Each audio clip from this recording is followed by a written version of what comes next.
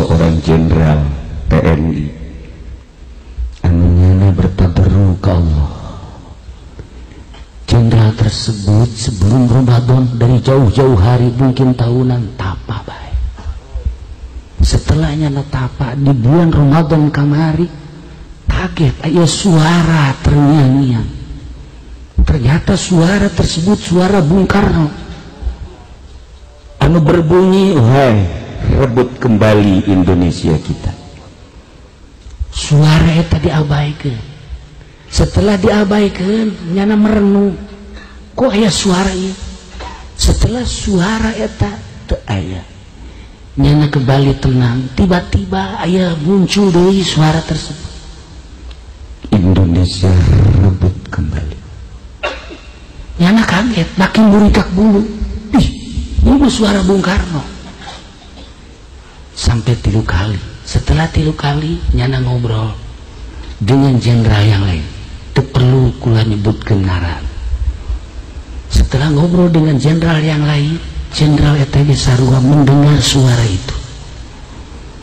Setelah eta, nyana babarengan ziarah ke makam Bung Karno tanpa ada pengawalan. Jenderal tersebut masih aktif.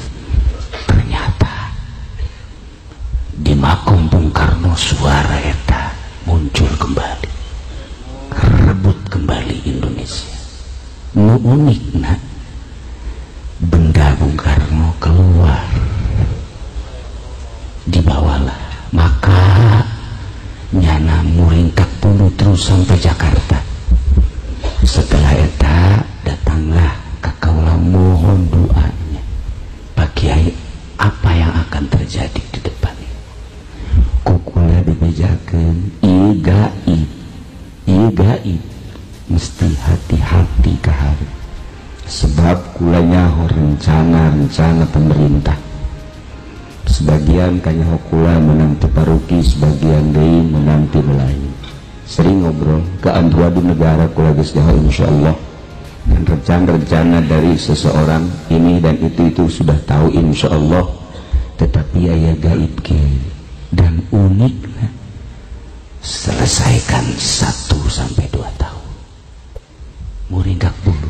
Nah, kemudian secara gaib deui, tadi aya sesuatu urang gayakeun kieu teh, ternyata aya sesuatu nu teu kudu dibejak. Geus maruncul gaib-gaib seperti eta, urang kudu hati-hati. Maka carilah payung untuk keselamatan api neraka. Bisa terjadi sesuatu, urang geus mantep akidah urang ka Gusti Allah. Selantaran perang atau perang, revolusi atau tidak, ia adalah kumaha Gusti Allah. Tetapi ketika orang maut, supaya orang maut husnul khotimah. Mungkukula diceritakan, disingkapkan seetik di negara bakal meringkap bulu. Itulah para jamaah kaum muslimin wal muslimat rahimakumullah. Cerita di Indonesia sulit.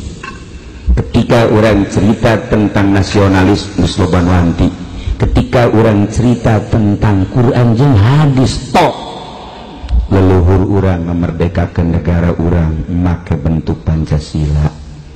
Ketika orang nyaritakeun tentang perjuangan, kurang kumaha leluhur orang. Jadi dibulak balik orang di Indonesia tipe da ambalaya. Aya nu ngadurikeun khalifah, masalah ai siapa kabehan ge.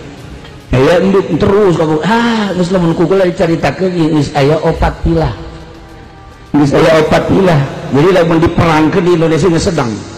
Geus sedang sebenarnya mah. Geus sedang lamun diperangkeun. Ke diungkap saeutik-saeutik ulah kuari insyaallah kuari suasana masih lebaran kene.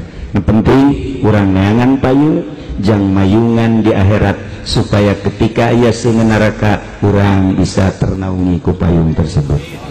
Ketika urang disemprot ku seungeun neraka, urang geus aya payung jang nahan semprotan tersebut. Ketika urang digujubarkeun ka neraka, ternyata aya payung di neraka anu ngaantikeun kena ka awak urang.